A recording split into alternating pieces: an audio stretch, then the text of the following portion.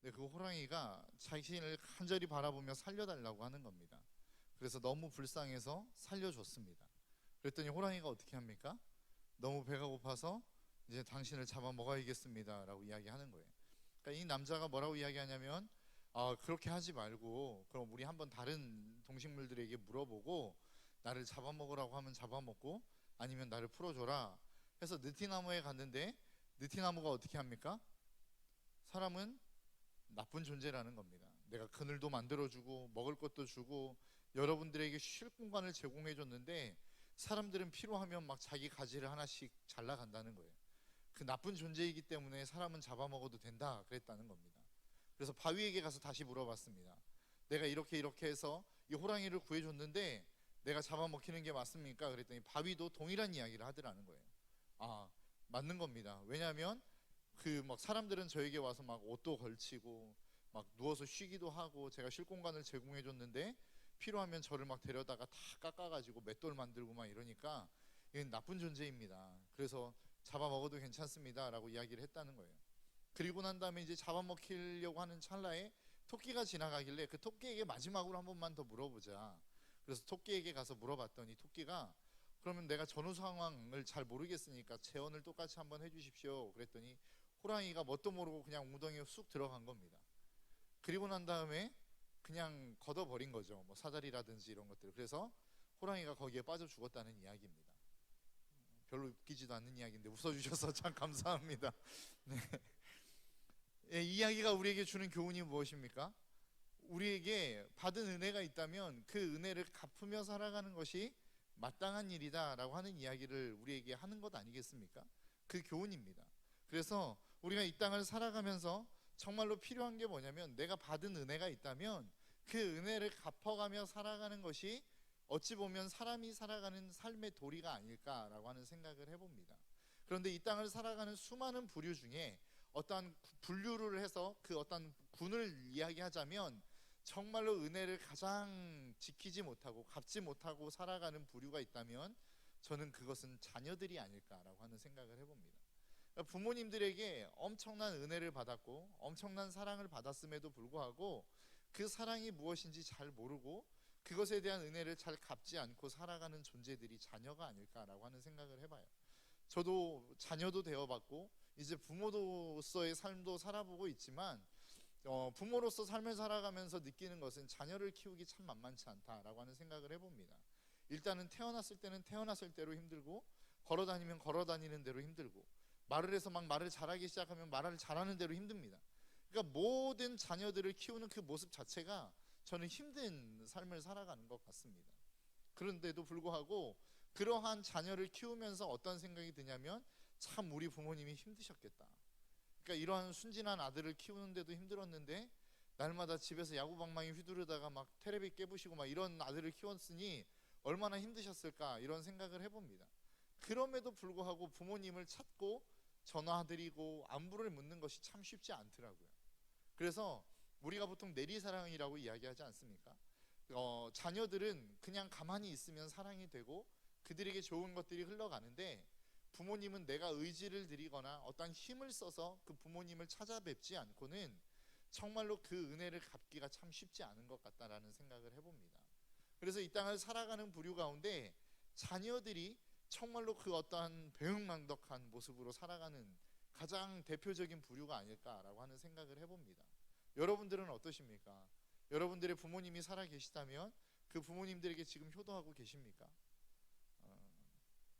별로 효도 안 하고 계시는 것 같습니다. 예, 그게 어찌 보면 좀 정상적인 것 같습니다. 그게 어쩔 수 없는 흐름인 것 같습니다.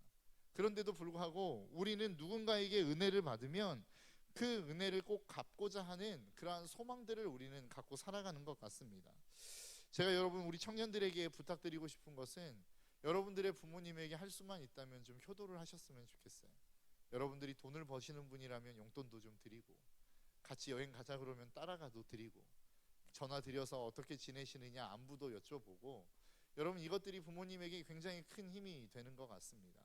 저도 그렇거든요. 뭐 아무것도 아닌 것 같아 보이지만 저도 자녀들이 생각 없이 던지는 한마디에 상처를 받습니다.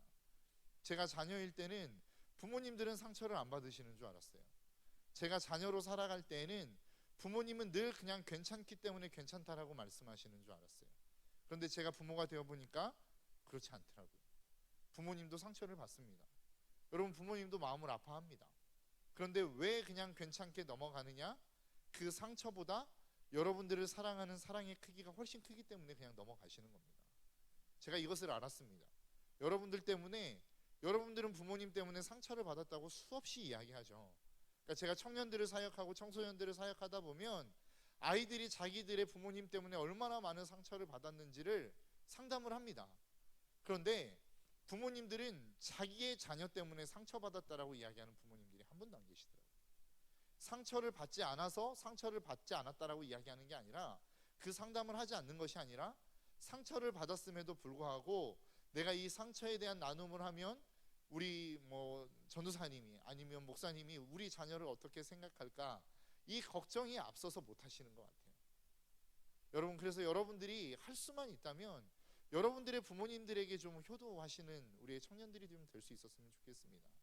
그래서 여러분들을 통해서 여러분들의 부모님들이, 야, 얘들이 정말로 내가 키운 보람이 있구나, 내가 정말로 힘들고 어렵게 키웠는데 그냥 그것만으로도 만족하지만 얘들이 나를 이렇게 생각해 주니 내가 너무 행복하다라고 하는 그런 이야기들을 좀 들을 수 있는 우리의 청년들이 좀 될 수 있었으면 좋겠어요. 제가 이것을 말씀드리고 싶은 게 아니라, 여러분, 오늘 본문에 등장하고 있는 바나바가 있고 바울이라고 하는 사람이 있습니다. 그런데 바울이라고 하는 사람은 바나바라고 하는 사람에게 엄청나게 큰 은혜를 입은 사람입니다. 왜 그렇습니까? 바울이 원래 뭐 했던 사람이에요? 예수 믿는 사람들을 잡아 죽이러 다니던 사람이었습니다. 그런데 그가 다메섹 도상에서 예수님을 만났죠. 그리고 변화되었습니다. 그런데 그 어느 누구도 바울이 변화되었다라고 하는 사실을 인정해 주지 않았어요. 그렇게 두려움의 대상이었고 배척의 대상이었고 그를 가까이 하지 못할 대상이었는데, 그를 누가 데려옵니까? 바나바라고 하는 사람이 데려옵니다. 그래서 제자들에게 데려와서, 이 사람 정말로 예수님 만난 사람 맞습니다, 제가 보증하겠습니다, 우리 함께 이 사역들을 감당합시다 라고 해서 이 바울이 이 사역에 동참할 수 있게 되어진 것입니다. 그러니까 어찌 보면 지금 이 바울의 사역을 가능하게 해준 사람이 누구냐면 바나바라고 하는 사람입니다. 그 바나바라고 하는 사람이 어찌 보면 바울의 은인이 될 수 있는 사람이기도 하더라는 거죠. 그런데 오늘 본문에 등장하는 내용을 보니까 바울이 바나바를 엄청나게 책망하는 장면이 나옵니다. 그러니까 바울이 바나바와 베드로를 함께 책망하는 장면이 나와요. 오늘 지금 본문이 기록되어지고 있는 교회는 지역은 어디냐면 안디옥이라고 하는 교회입니다. 여러분, 사람들이 굉장히 안디옥 교회를 좋아하는 거 아십니까? 어느 지역을 가든 안디옥 교회라고 하는 교회가 분명하게 존재합니다. 구미에 가도 안디옥 교회가 있고, 전주에 가도 안디옥 교회가 있고, 서울에는 뭐 말할 것도 없고 뭐 몇십 개가 될 겁니다. 그리고 뭐 어느 지역을 가든 그 지역 안에 안디옥 교회라고 하는 교회가 없는 교회가 없더라는 거예요. 왜 그렇습니까? 안디옥 교회를 사람들이 좋아하기 때문에 그렇습니다. 강한 교회라고 생각하기 때문에 그렇다라는 거예요. 그러면 왜 안디옥 교회가 강한 교회인가 라고 하는 겁니다. 기도를 많이 해서요? 전도를 많이 해서요? 아니요, 저는 그렇다라고 생각하지 않습니다. 오늘 본문에 등장하고 있는 안디옥 교회가 정말로 강할 수 있었던 이유는 무엇이냐면 바로 하나 되어짐이 있었던 교회였기 때문에 그렇습니다. 여러분, 오늘 본문의 말씀을 보면 12절에 뭐라고 말씀하고 있냐면, 야고보에게 온 어떤 이들이 이르기를, 전에 게바가 이방인과 함께 먹다가 그들이 오매 그가 할례자들을 두려워하여 떠나 물러가매. 지금 이 이야기가 뭡니까? 그러니까 안디옥 교회라고 하는 교회는 최초의 어떤 교회냐면 유대인과 이방인이 함께 밥을 먹을 수 있는 교회였습니다. 여러분, 그게 무슨 그렇게 큰 대단한 일입니까? 라고 생각할 수 있을지 모르겠지만, 여러분 잘 아시는 것처럼 유대인들은 이방인들을 상종하지 않는 민족입니다. 자신들만이 선민이고 다른 이방의 모든 민족들은 지옥의 불쏘시개로 쓸 수 있는 그런 존재로 만들어졌다라고 생각하는 것이 그 유대인들의 문화였고 그들의 생각이었다라는 거예요. 그렇기 때문에 유대인들이 이방인들을 바라보는 눈은 굉장히 냉소적이고 그들을 상대하지 않는 모습입니다. 그러니까 밥조차도 같이 먹을 수 없다라고 생각했던 민족, 그게 유대 민족이었다는 거예요. 그런데 지금 안디옥 교회에서는 어떤 일들이 일어나고 있는 겁니까? 이 유대인과 이방인들이 함께 지금 식사를 하고 있는 것입니다. 그러니까 엄청난 변화를 이룬 그러한 교회였다라는 거예요. 여러분, 안디옥 교회가 힘이 있었던 것, 안디옥 교회가 정말로 많은 사람들에게 도전이 되었고 정말로 이 교회는 정말 괜찮은 교회다라고 하는 칭송을 받을 수 있었던 이유 중에 하나가 무엇이냐면 그들은 이방인과 유대인들이 함께 하나의 공동체를 이룰 수 있는 교회였기 때문이라고 저는 생각을 합니다. 그런데 그 안에서 문제가 생겼습니다. 어떤 문제가 생겼냐면 그렇게 베드로와 바나바가 함께 식사를 하고 있는데 어떤 소문이 들리냐면 강경한 유대인들이 오고 있다라는 소문이 들린 거예요. 그러니까 강경한 유대인이라고 하는 것은 어떤 사람들입니까? 너희들 그들과 식사하면 안 돼 라고 하는 사람들이었다는 거예요. 그들이 지금 이 베드로와 바나바가 식사하고 있는 이 자리로 오고 있는 겁니다. 그러니까 지금 어떻게 된 상황이에요? 이들이 도망을 간 겁니다. 게바도 도망을 갔고 바나바도 도망을 간 거예요. 그런데 여러분 이 상황을 지금 바울은 어떻게 보고 있는 거냐면 엄청나게 큰 잘못이 저질러졌다라고 하는 것으로 보고 있는 겁니다. 그러니까 자기를 픽업해서 정말로 귀한 사역을 감당하게 만들어준 이 바나바를 정말로 어떠한 편지를 통해서 공개적으로 비난할 만큼 이것을 잘못한 행위다라고 지적하고 있는 거라는 거예요. 그럼 왜 바울은 이것에 대해서 그토록 잘못되었다라고 지적하고 있는가라고 하는 것입니다. 오늘 본문에 보니까 14절에 이렇게 말씀하고 있죠. 그러므로 나는 그들이 복음의 진리를 따라 바르게 행하지 아니함을 보고, 지금 이 바나바가 그리고 바울이 아니죠, 게바, 그러니까 베드로가, 자꾸 말이 떠듬어지는지 모르겠습니다. 바나바와 바울이 지금 바울이 아닌데 자꾸 바울이라고 그러네. 베드로가 지금 이 유대인들과 함께 식사하는 이 식사의 내용을, 지금 도망간 이 장면을 놓고 바울은 지금 뭐라고 표현하고 있는 거예요?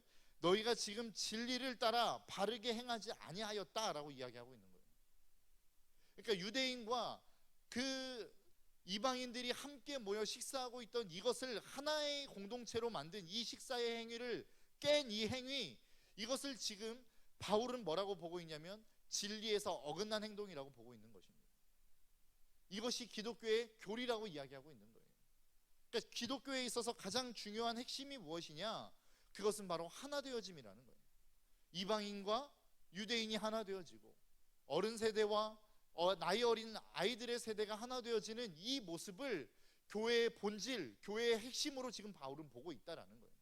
이것을 깨는 행위에 대해서 바울은 잘못되어진 행위, 어떠한 외식적인 행위가 아니라 너희들은 진리에서 벗어난 행위를 하고 있어 라고 지금 평가하고 있는 내용이라는 것입니다. 여러분 한번 생각해 보십시오. 지금 우리 공동체, 우리 신덕교회라고 하는 이 공동체가 하나 되어진 공동체라고 여러분 생각하고 계십니까?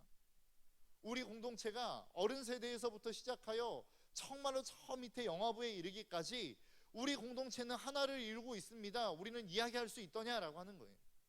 만일 그렇지 못하고 있다면 지금 우리는 복음의 본질에서 벗어나고 있는 그런 신앙생활을 하고 있는 교회 공동체가 될 수밖에 없다라고 성경은 우리에게 말씀하고 있는 것입니다. 여러분 제가 교회의 사역들을 하고 어떠한 이번 주에 그러니까 지난주 월요일부터 수요일까지 세미나가 있었습니다. 그 세미나에서 한 어린이 사역을 감당하는 목사님이 오셔서 좋은 교회, 부흥하는 교회와 그렇지 못한 교회를 비교해서 한 10가지를 설명해 주시더라고요. 비교해서 10가지를 설명해 주시는데 그 중에 하나가 어떠한 거였냐면 교회 공동체는 어른 교사와 청년 교사가 하나 되어진 교회는 부흥하고 성장한다는 거예요. 여러분 이게 쉽습니까? 쉽지 않겠죠. 어른 세대는 어른 세대의 어떠한 모습이 있는 것이고 청년들은 청년들의 모습이 있는 거예요. 이 모습이 어우러지기가 참 쉽지 않습니다. 그런데 이것을 어우르는 교회는 부흥하는 교회라는 것입니다. 오늘 본문에 놓고 보면 여러분 한번 생각해 보십시오. 아까도 제가 여러분들에게 말씀드렸던 것처럼 유대인들은 자신들의 특권 의식이 있었어요. 그래서 우리만 하나님의 선택되어진 백성이었고 그 어떠한 존재들도 하나님의 선택을 받지 못한 사람들이기 때문에 우리는 위대하고 그들은 위대하지 않아, 그래서 우리는 그들과 상대할 수 없어 라고 하는 생각이 유대인들에게는 있었다고요. 이 생각이 유대인과 이방인을 하나 되어지지 못하게 만드는 모습이었다는 것입니다. 여러분 지금 우리 교회가 몇 주년을 향하여 달려가고 있습니까? 올해가 92주년이죠. 제가 오래된 교회를 보니까 오래된 교회에는 특징이 있습니다. 그게 뭐냐면 잘 변화하지 않으려고 해요. 어떠한 상황들이 있으면 지금까지 해왔던 어떠한 그러한 모습들을 잘 바꾸고 싶어 하지 않는다고요. 그렇기 때문에 날마다 그 모습으로 예배드리는 그것이 어찌 보면 정형화되어 있기 때문에 다른 어떤 새로운 것이 들어오면 그것에 대한 거부감을 갖는 것이 오래된 교회의 특징 중에 하나인 것 같습니다. 그렇기 때문에 어른 세대와 젊은 세대가 어우러지는 것이 참 쉽지 않은 모습이 있는 것 같아요. 제가 사부 예배를 드리면서 이 앞에서 찬양을 시작할 때에 이렇게 가만히 듣고 있어 보면 저 뒤에서 막 이렇게 시끄럽게 떠드시는 분들이 계세요. 어떤 분이신지는 잘 모르겠어요. 제가 뒤를 돌아보지는 않았기 때문에. 그런데 여러분 한번 생각해 보십시오. 나와 맞지 않는 예배를 드린다고 해서 그 예배가 아닙니까? 내가 지금까지 해왔던 예배의 방식과 다른 예배라고 해서 내가 드리지 않아도 되는 예배, 내가 떠들어도 괜찮은 예배냐는 거예요. 저는 그렇지 않다고 생각합니다. 여러분, 제가 여러분들에게 부탁드리고 싶은 것은 여러분 사부 예배가 더 젊은 예배를 향하여 나아가고 더 크게는 이 예배가 정말로 온 세대를 통합할 수 있는 예배를 향하여 지금 나아가려고 하고 있습니다. 그렇다면 우리에게 있어서 필요한 게 무엇인지 아십니까? 하나 되어짐이라는 거예요. 젊은 세대는 어른 세대를 이해하고 어른 세대는 젊은 세대의 예배를 이해하여 그래서 하나 되어져 가는 이 예배의 모습들이 우리 가운데 필요하다라는 거예요. 그런데 지금 우리가 그것들을 인정해 가고 있느냐라고 하는 거예요. 유대인들 안에 이것들이 깨졌을 수밖에 없었던 것, 유대인들이 하나의 교회를, 하나의 공동체를 만들 수 있지 못했던 가장 큰 이유 중에 하나는 무엇이냐? 그들의 특권의식이었습니다. 여러분, 교회가 지금 90주년을 넘어가고 거의 한 60주년만 넘어가도 여러분 어떻게 보면 특권 계층이 생기기 시작합니다. 왜냐하면 교회를 일군 세대가 있기 때문에 그렇습니다. 내가 헌신해 왔던, 그래서 이 교회를 그렇게 아름답게 세워왔던 그들의 헌신과 땀과 눈물이 있기 때문에 이 교회가 지금 세워진 것 아닙니까? 그렇기 때문에 저는 어르신들의 공로가 정말로 대단한 거라고 생각합니다. 그런데 이제 여러분들이 해야 될 몫은 다음 세대를 세우는 거 아니에요. 여러분, 어느 민족이든 다음 세대가 없는 민족은 미래가 없는 겁니다. 여러분, 지금 우리의 나라가 계속해서 위기다 하는 것 중에 가장 큰 위기가 뭐예요? 저출산율 아닙니까? 아이들을 낳지 않는다는 거 아니에요? 왜 아이들을 낳지 않는 게 문제입니까? 아이들을 낳지 않으면 미래가 없기 때문에 그렇습니다. 저는 교회도 마찬가지라고 생각합니다. 교회가 어른 세대를 통하여 놀라운 부흥을 이루었어요. 지금 오늘날에 이 신덕교회를 이루었다고요. 그런데 이 신덕교회를 이루었는데 지금 여기에서 이루었으니까, 내 세대에서 이만큼 이루었으니까 이제 내가 할 일은 끝났어 라고 뒷짐지고 계실 거예요. 앞으로 여러분들이 해야 될 사명이 무엇인지를 고민해 보셔야 되지 않겠습니까? 여러분들이 행하셔야 될 다음 세대를 향한 저는 꿈이 분명하게 있다고 생각합니다. 여러분들이 해야 될 일이 있다면 저는 그것은 다음 세대를 살리는 일이 아닐까라고 하는 생각을 해봐요. 여러분, 이 일에 여러분 정말로 좀 동참해 주시기를 부탁드리겠습니다. 여러분들에게 불편할 수도 있어요. 맞지 않는 예배이기 때문에, 지금까지 내가 해오지 않은 예배였기 때문에 상당히 불편한 예배가 될 수도 있다고요. 그러나 그것들을 내려놓기 시작할 때에 우리가 기독교 안의 본질인 하나 되어짐을 향하여 나아가는 첫걸음을 내디딜 수 있다는 사실을 저와 여러분들이 잊지 않으시기를 주님의 이름으로 축복합니다.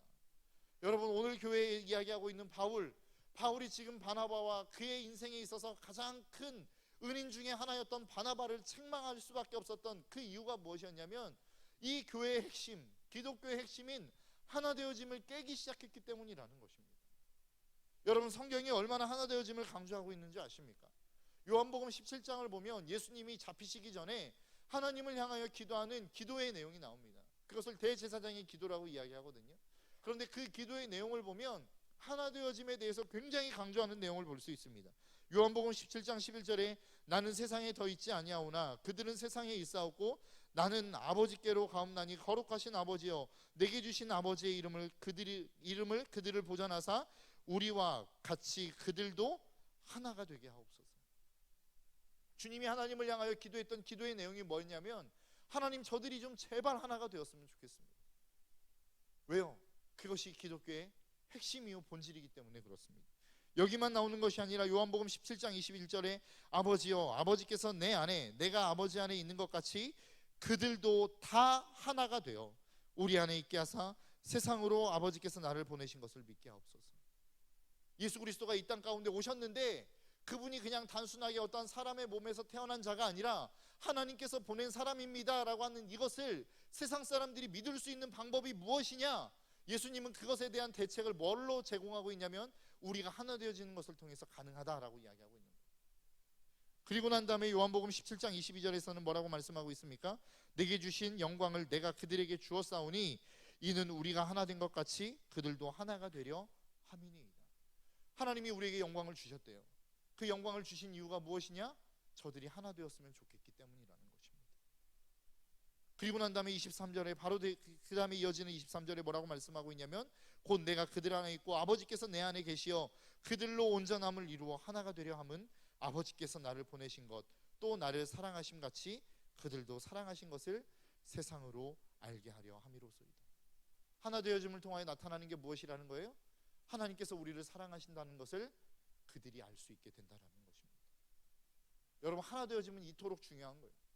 하나 되어짐은 예수 그리스도가 이 땅 가운데 하나님이 보내신 자를 라고 하는 그 사실을 세상에 알려지는 귀한 증표요, 하나님이 우리를 사랑하고 있다는 그 사실을 세상 가운데 알려줄 수 있는 가장 귀한 도구라는 거예요.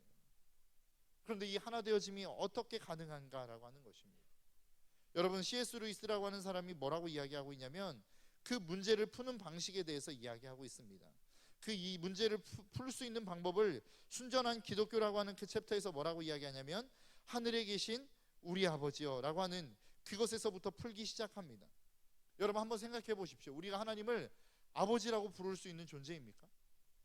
우리가 그 하나님을 아버지라고 부를 수 있는 자격이 있는 존재예요. 그런데 왜 우리가 그 하나님을 아버지라고 부를 수 있습니까? 이유는 간단합니다. 하나님이 우리를 자녀라고 인정해 주었기 때문이라는 거예요. 지금 C.S. 루이스가 이야기하는 게 무엇이냐면 은혜는 무엇이냐?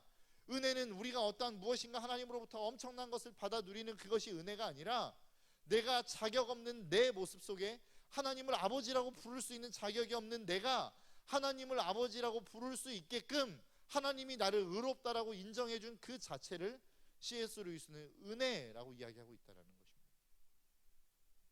그런데 그 은혜가 어떻게 가능했습니까?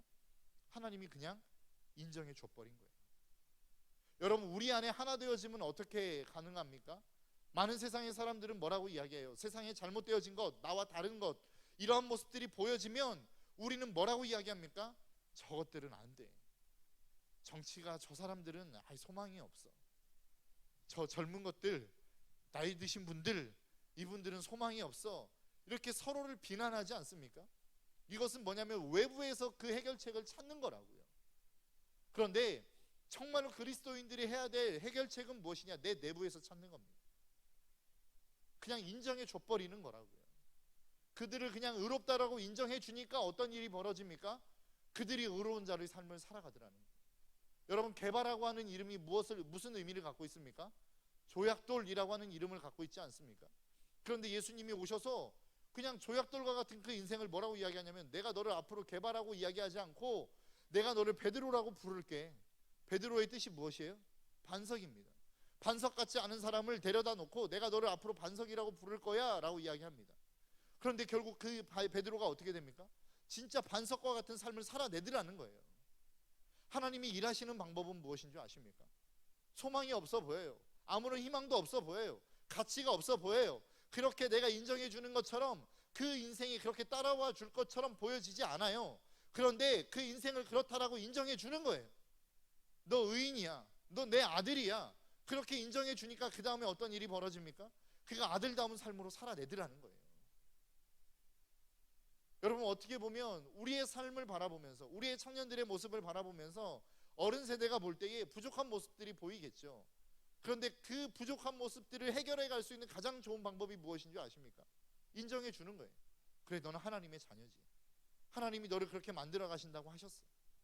이렇게 인정해 줘버리면 그 믿음을 따라 청년들이 그런 삶을 살아내버리더라는 거예요. 그런데 왜 그런 삶을 못 사는 줄 아십니까? 그런 인정을 받지 못하기 때문입니다. 성경적인 원리입니다. 성경적인 원리는 뭐예요? 그냥 인정해 주는 겁니다. 그가 그러한 삶을 살아갈 것이라고 인정해 주는 거라고. 여러분, 동물, 우리와 가장 가까워게 생활하는 동물 가운데 가장 머리가 좋은 동물 중에 하나가 누구인지, 어떤 동물인지 아십니까? 그것은 바로 개입니다. 개. 개가 어찌 보면 유일하게 사람의 말을 잘 알아듣는데요. 그래서 뭐 훈련시키지 않습니까? 앉아. 그러면 이렇게 안고, 이렇게 손 그러면 손이 아닌 막 발을 이렇게 탁 물리고 막 이러지 않습니까? 그런데 동물 연구가들이 연구를 했답니다. 왜 다른 동물들도 다 있는데 개만 그렇게 유독 그 사람의 말을 알아들을 수 있을까? 다른 동물에 비해서 개가 월등하게 뭐라고 그러죠? 지능 지수가 뛰어난 게 아니래요. IQ가 뛰어난 게 아니래요. 그런데 왜 개가 그렇게 유독 사람의 말을 잘 알아들을 수 있을까? 그것은 사람이 그 개가 내 말을 알아들을 수 있을 거라고 그냥 인정해 줘 버리기 때문이라는 겁니다. 여러분 이해가 안 되시죠? 그런데 실질적으로 우리의 삶 가운데 일어나는 일이에요. 그게 아무것도 아니지만 네가 그냥 그렇게 우리가 살아가는 그 삶 가운데 내가 말을 하면 네가 그 말을 들을 수 있을 거라고 내가 인정해 줄게 라고 사람들이 개에 대해서 그렇게 기대감을 갖고 인정을 해줘 버리니까 개가 그 말을 알아들어 버리더라는 거예요. 신기하지 않습니까? 여러분 하다못해 개도 그런데 사람은 오죽하지 않겠습니까?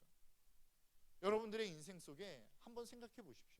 여러분들의 자녀들 아니면 젊은 세대들, 그 젊은 세대들이 살아날 수 있는 방법은 저는 이 기독교적인 어떠한 원리에 의해서만 살아날 수 있을 거라고 저는 생각합니다. 그 원리는 뭐예요? 인정해 줘버리는 겁니다. 기독교의 가장 핵심 교리가 뭐예요? 칭의 아닙니까? 의인이 되어지는데 그 의인이 어떻게 됐다라는 거예요. 내가 정말로 의로워져서 의인이 된 게 아니라 하나님이 일방적으로 너를 그냥 의인이야 라고 하나님이 인정해 줘버렸다는 거예요. 그러고 나니까 우리의 모습이 그 의인의 삶으로 점차 회복되어져 가더라라고 하는 것입니다. 여러분 우리가 이 하나님의 원리를 잊지 않고 살아가는 우리 어른들이 될 수 있기를 주님의 이름으로 축복합니다. 그리고 우리의 청년들이 될 수 있기를 주님의 이름으로 축복합니다. 여러분 네가 잘못했어, 내가 잘못했어, 이 이야기와 공방이 왔다 갔다 하면 결국 어떤 일이 벌어지는 줄 아십니까? 하나 되어짐이 깨어져 버리는 거예요. 그러면 교회는 교회다운 모습을 더 이상 가질 수 없게 되어지는 것입니다. 여러분 이 사실을 꼭 기억할 수 있었으면 좋겠어요. 교회의 핵심은 무엇이냐? 기독교의 참된 핵심의 교리는 무엇이냐? 하나 되어짐입니다. 자신의 의인이었던 바나바까지도 정말로 공개적으로 비난해 가면서 바울이 그토록 지키고자 했던 것은 무엇이었냐면 하나 되어짐이었어요. 여러분 이 사실을 잊지 않았으면 좋겠습니다. 그래서 에베소서 4장 3절에서는 뭐라고 말씀하고 있냐면 평안에 매는 줄로 성령이 하나 되게 하신 것을 힘써 지키라. 우리에게 하나님의 성령께서 하나 되어짐을 주셨다는 거예요. 이미 허락하셨다는 거예요. 그 다음에 역사의 일은 그 몫은 누구에게 있느냐? 그 바톤은 누구에게 넘어왔느냐? 저와 여러분들에게 넘어온 겁니다. 그것을 힘써 우리가 지키면 지켜지는 것이고 그냥 나 자신만을 생각하며 끊임없이 다른 사람을 비난하며 나아가면 그 하나 되어지면 결코 지켜질 수 없는 것입니다. 여러분 저와 여러분들 그리고 우리 신덕교회를 세워가는 그렇게 세워가기를 소원하는 그리고 앞으로 더 하나님의 은혜 가운데 부흥해가고 성장하기를 소원하는 우리 모든 성도님들의 마음속에 이 하나님의 간절한 기대와 소망이 있기를 주님의 이름으로 축복합니다. 여러분 하나 되어짐은 결코 그냥 이루어지지 않습니다. 그냥 앉아 있다고 해서 하나 되어짐이 이루어지는 게 아니에요. 내가 기도하고 하나님 우리가 하나 되어지게 하옵소서. 물론 기도도 필요하죠. 그런데 그 기도 이후에 저는 반드시 그에 대한 대가와 희생이 필요하다고 생각합니다. 여러분들 안에 불편함이 있다면 그것이 그 불편함이 하나 되어짐을 향하여 나아가는 자리라고 한다면 여러분 그것을 기꺼이 감수할 수 있는 우리 신덕교회 모든 성도님들 될 수 있기를 주님의 이름으로 축복합니다. 여러분 저는 그렇게 감수하며 나아가는 그 희생과 헌신을 하나님이 저는 기뻐 받으실 거라고 생각해요. 하나님이 그 헌신과 그 눈물과 그 희생을 하나님이 결코 그냥 넘기지 않을 거라고 생각합니다. 여러분 저와 여러분들의 삶이 그러한 삶이 될 수 있기를 주님의 이름으로 축복합니다. 정말로 하나님께서 허락하신 그 하나 되어짐을 힘써 지키고 그 힘써 지키기 위하여 우리가 희생하며 헌신해야 될 치러야 될 대가가 있다면 그것들을 치르며 나아가서 정말 하나님의 영광과 역사를 이루어갈 수 있는 저와 여러분들의 삶이 될 수 있기를 주님의 이름으로 축복합니다. 느헤미야 1장 6절에 보니까 이렇게 말씀하고 있습니다. 나와 아비의 집이 범죄하여. 지금 느헤미야가 어떤 소식을 들었냐면 그 이스라엘의 모든 성전이 회파되어지고 성벽은 다 무너졌다라고 하는 소리를 들었어요. 그런데 느헤미야가 그 이야기를 듣고 그 소식을 듣고 밤낮을 울며 뭐라고 기도하냐면 아버지여 나와 내 아비의 집이 범죄하였습니다. 느헤미야가 진짜로 죄를 졌어요? 여러분, 그 성벽이 무너지고 예루살렘 성벽이 무너진 것이 느헤미야 때문입니까? 그렇지 않잖아요. 이스라엘을 살아갔던 이스라엘 백성들의 문제 아닙니까? 그런데 왜 느헤미야가 나와 내 집이 범죄했다고 이야기해야 됩니까? 그게 그리스도인의 삶이라는 거예요. 나는 잘못한 거 없는 것 같은데, 나는 괜찮게 살았는데, 이 정도면 나는 충분히 헌신했다고 생각하는데, 그것은 그리스도인의 자세가 아니라는 거예요. 여러분들이 정말로 그리스도인이라고 한다면 내가 짓지 않는 죄라도 내 민족, 내 교회, 내 가정이 하나님 앞에 범죄하여 그 범죄함으로 나아가고 있다면 그것을 나의 범죄와 같이 여길 수 있는 것이 진짜 그리스도인의 모습이라는 사실을 여러분, 우리가 잊지 않았으면 좋겠어요. 이것이 하나 되어짐을 지켜갈 수 있는 가장 좋은 방법이라는 사실을 저와 여러분들이 잊지 않으시고 이 희생과 헌신의 자리를 향하여 나아갈 수 있는 우리 신덕교회 모든 성도들 될 수 있기를 주님의 이름으로 축복합니다. 이 시간 함께 좀 기도하며 나아갔으면 좋겠습니다. 하나님, 내가 하나 되어짐을 지키는 자가 되어지기를 원합니다. 하나님이 우리에게 하나 되어짐을 허락하셨고 그 하나됨의 자리를 향하여 나아가기를 소원하시는데, 하나님, 내가 이 하나 되어짐을 향하여 치러야 될 대가가 있다면 내가 기꺼이 그 대가를 치르는 자가 되기를 소망합니다. 하나님, 나를 붙잡아 주옵소서. 나에게 그 헌신할 수 있는 힘을 주옵소서. 이 시간 여러분 자신을 놓고 여러분들이 만약 하나 되어짐을 지키지 못하고 여러분 개인의 것들을 주장하는 삶이었다면 회개하시고, 그렇지 않고 내가 정말로 하나님 앞에 기도의 자리를 향하여 나아가 정말로 내가 그 하나 되어짐을 지키는 자가 되기를 소원하는 그 마음으로 우리 함께 주여 한번 부르짖고 우리 각자의 기도의 제목, 여러분들의 스스로를 위해서 함께 기도하며 나아가도록 하겠습니다. 주여 한번 부르짖고 기도합니다.